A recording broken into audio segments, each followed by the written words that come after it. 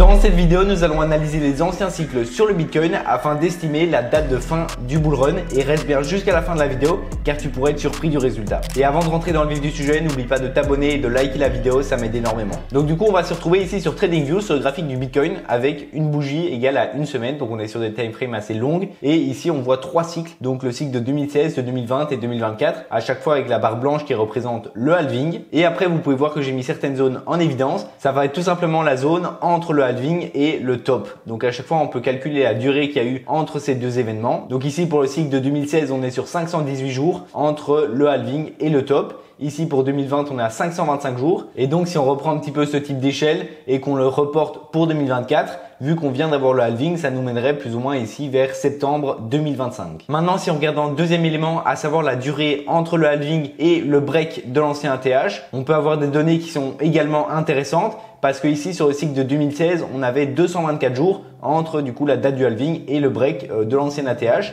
Ici, au niveau du cycle de 2020, on a eu 217 jours. Donc encore une fois, on est sur des périodes qui sont assez similaires. Maintenant, si on essaie de reporter ça au cycle de 2024, c'est un peu problématique parce que pour la première fois, on a eu un break d'ATH qui a été fait avant le halving. Donc ça veut dire que actuellement, le break de l'ATH, donc ici le dernier ATH c'était les 69 000, historiquement ça aurait dû se faire vers novembre-décembre 2024, donc ici vers la fin d'année. Et donc là on est vraiment en avance, on est plus de 6 mois en avance avant le break de l'ATH. Donc une possibilité par rapport à ça, ça serait de ranger pendant plus de 6 mois, du coup jusqu'à la fin d'année, ici en dessous de l'ATH ou à peu près vers l'ATH. Ça veut dire ici si on prend une grosse zone entre les 50, 55 000 et ici les 69 000 $, et donc de ranger dans cette zone jusqu'à la fin d'année où à ce moment-là on pourrait break l'ATH et vraiment partir à la hausse. Parce qu'actuellement, même si on a break l'ATH, voilà, c'est pas quelque chose où il y a énormément de volume. On est vraiment allé un petit peu au-dessus, on est allé gratter jusqu'aux 73 000, mais on n'a pas non plus décollé comme on voit historiquement sur les anciens cycles. Voilà, quand on break l'ATH ici, voilà, on part directement à la hausse super fort. Également ici, quand on break l'ATH, bon, ici on fait une petite pause, mais après on repart assez vite, quoi. L'idée ici, ça serait plus de consolider jusqu'à la fin d'année pendant un peu plus de 6 mois, afin de resynchroniser en fait,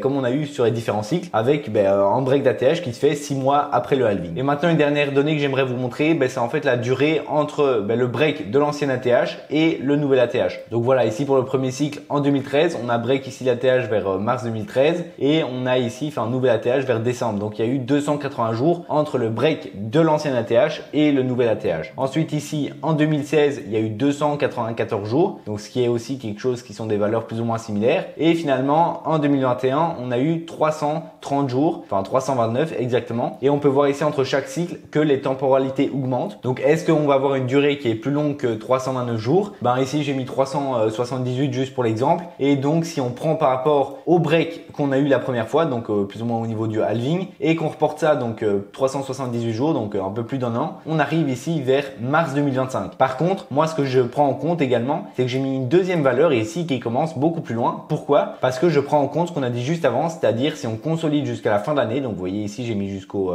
25 novembre. Donc c'est exactement la période qu'on a dit. Si on attend la même période que les anciens cycles après le halving, ça nous mènerait plus ou moins ici. Et donc si on break l'ATH ici et qu'on décide d'avoir une date plus ou moins de top, à ce moment-ci, ça nous mène plutôt vers décembre 2025. Donc vous voyez que si on veut faire une moyenne un petit peu, on a cette zone intermédiaire entre ici et ici qui situe du coup entre le mars 2025 et décembre 2025. Si on essaye de faire une corrélation du coup avec le premier graphique qu'on a vu, ici ça nous menait plutôt vers septembre 2025. Donc on voit qu'il y a des chiffres qui se rapprochent un petit peu. Et moi c'est vrai que fin 2025, ça me paraît être une deadline qui est pas mal comparé aux anciens cycles, comparé également au taux d'intérêt de la Fed, à tout ce qui peut se passer au niveau de la macroéconomie. 2025, ça pourrait être un moment où on bascule et on retourne tout simplement en bear market. Alors bien sûr, ce sont des estimations, il n'y a aucune certitude non plus. Mais si voilà, on veut avoir plus de data là-dessus, je pense que c'est important de regarder bien ce graphique-là. Donc voir vraiment si pendant jusqu'à la fin de l'année, est-ce qu'on va dépasser l'ATH? Quand je dis dépasser, c'est vraiment franchement dépasser, comme on a eu sur les anciens cycles où quand on dépassait, vraiment on partait directement à la hausse. Est-ce que on va dépasser vraiment l'ATH de manière franche avant la fin de l'année? Donc c'est un peu la question que je me pose. Moi je pense que ça serait plus sain de rester ici dans une consolidation jusqu'à fin d'année. Déjà pendant tout l'été, ça serait quelque chose qui m'étonne pas du tout. Comme vous connaissez sûrement, il y a la phrase très connue sell in May and go away. Et en été, souvent les marchés sont plus calmes, et même quand on regarde historiquement au niveau des marchés. Donc moi ça m'étonne m'étonnerait pas du tout qu'on reste ici jusqu'à la fin de l'année et que du coup ici vers novembre-décembre, eh ben on part simplement pour vraiment faire la dernière phase du bull run qui est la phase la plus euphorique et c'est là où on peut faire le plus de gains. Et donc c'est à ce moment-là qu'il faudra vraiment se placer sur les altcoins. Là mon plan actuel, d'ailleurs vous pouvez voir cette vidéo où j'explique mon plan complet sur les altcoins et même comment je vais faire au niveau du déversement de liquidité. Mais mon plan ça va vraiment être de recharger toute cette période là jusqu'à la fin de l'année sur les altcoins et donc ça va me permettre comme ça de profiter d'altcoins pas trop chers ou alors en solde, même on peut dire en solde par rapport à ce qu'ils étaient il y a 2-3 mois